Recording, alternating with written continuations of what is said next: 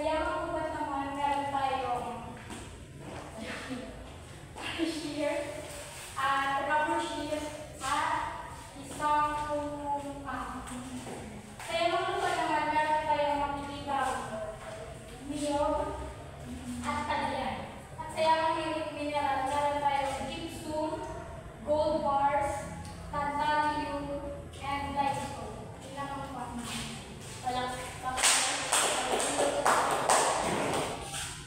Pangalawang grupo naman, Sa yamang mineral po, meron po ang limestone, gypsum, tantalum, yamang gubat, not sure. Tertiary. saya mengumpulkan baik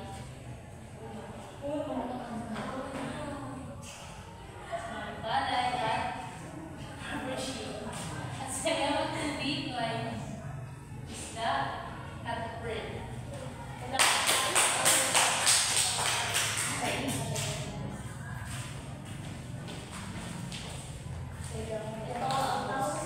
Tama ba ang inyong mga sagot?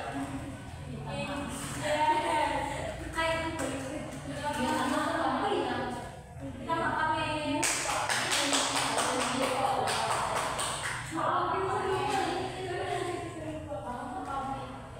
Ngayon, nakakita niyo na ang larawan. May ideya na ba kayo, class? Kung ano ang ating nakalangay ngayong araw? Mr. Class?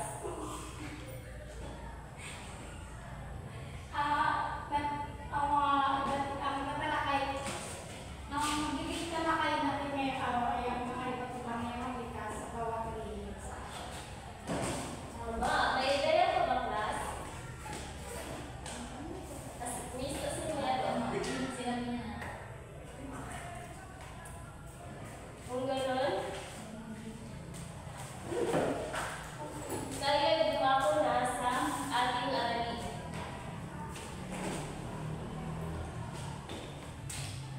Ito ang ating tatalakayin, ang mga likas na yaman ng Asya.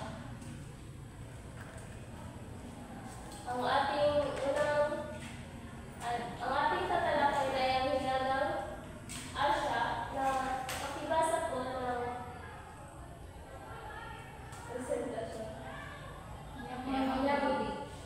Pagluluwas sa mga biyar, itlog ng mga sturgeon, isang malaking isda na likas sa haliyot.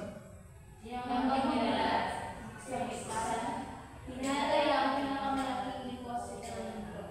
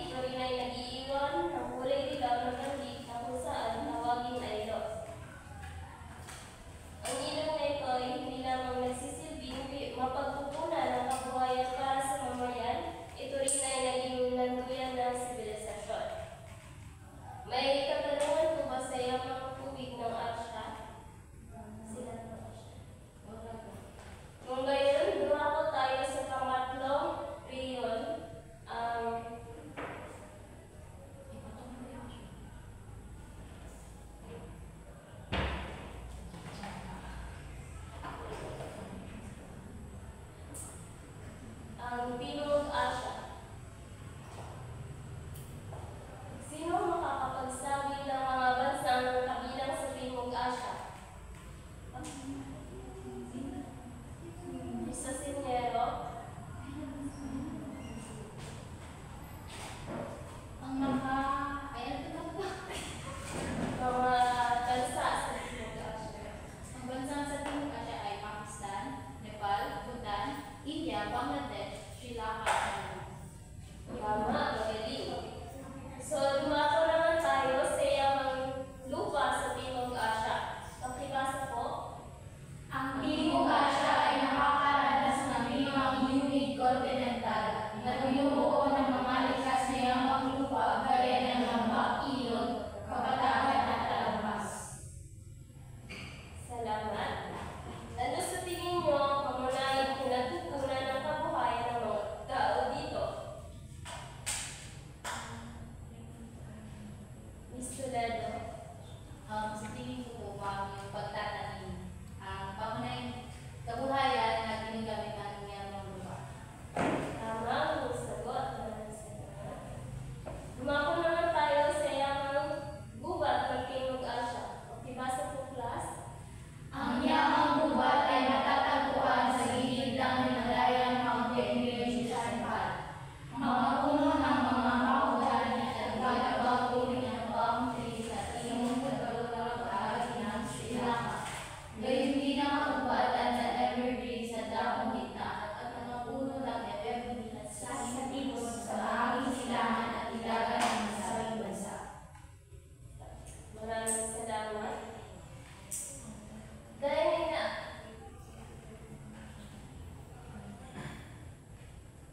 dahil sa ilalim mula sa reyong ito, ang palay at pinakamahalagang pananim na agrikultural gayon din ang trigo, tubo, at mga gulay.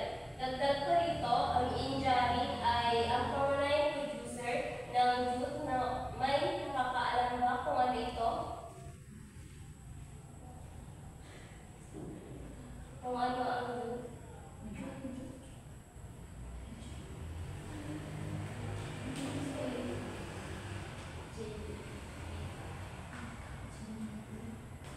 Wala naman. Ito ay isang uri ng puno na kung saan ay na kung saan ito ay matatagpuan sa Nepal.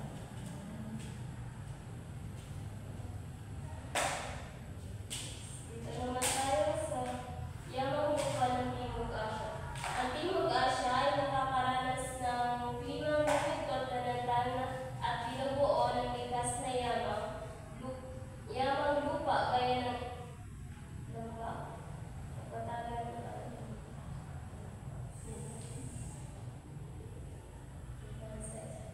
yamang tubig. Ang yamang tubig ay matatagpuan sa Indian Ocean. Ang iba't ibang yamang tubig ng riyon ang makapal na puno ng bakawan na nagsisilbing tahanan ng mga isda ay matatagpuan naman sa bahagi ng baybayin ng Pakistan. Pakibasa po sa yamang mineral ng Timog Asya. Limestone, natural gas, langis, tanso, asin at gypsum ang mga mineral na matatagpuan sa riyon. Sa India naman, makikita ang maraming reserva ng bakal at cargo. Maraming salamat. Sunod na riyon ay ang Timog Silangang Asya. Ano sa palagay? Ang Timog Silangang Asya ay may tropikal na klima dahilan upang maging sagana ang riyon sa mga likas na yaman. Dito rin matatagpuan ang malawak na lambak ng ilog ng Irrawaddy at ilog Sitang dahilan upang maging mataba ang lupa sa nasabing lugar. Gayon din ang Cambodia sa paligid ng Mekong River at Tonle Sap. Alam niyo ba kung ano ang mayroong likas ang Pilipinas? Opo. Ano ito? Yamang lupa.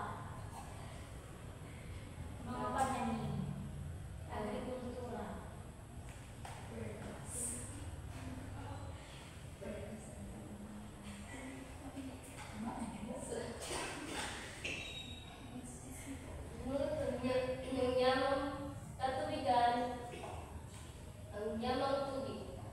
Malawak ang katubigang bahagi ng riyan na kung saan matatagpuan ibang uri ng isda, shellfish at talamang dagat. Isa pa sa pinagmamalaki ng riyan ang Perlas sa katubigan ng Pilipinas.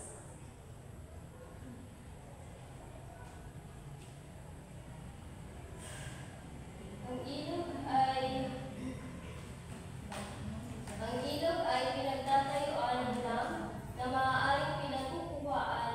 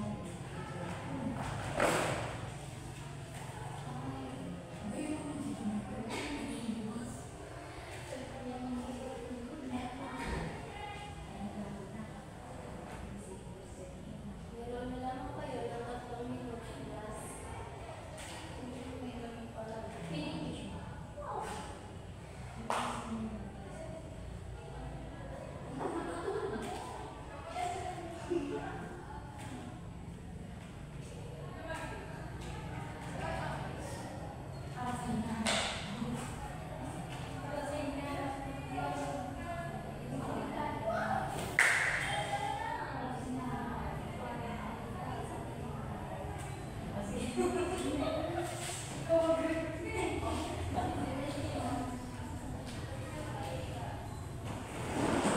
mayroon ng tapos, pwede kong i-presenta sa unahan.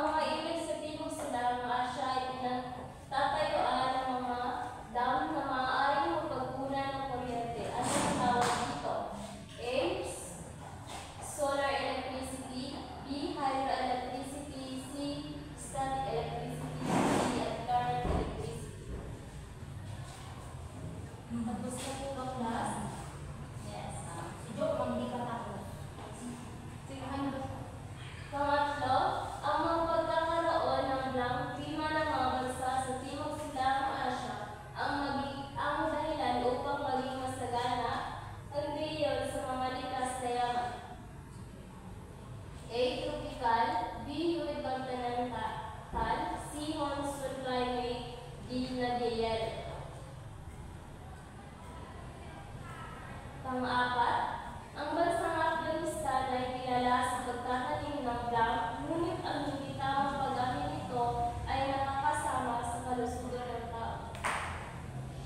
Sugar beets, tobacco, jute, or letter D, opium.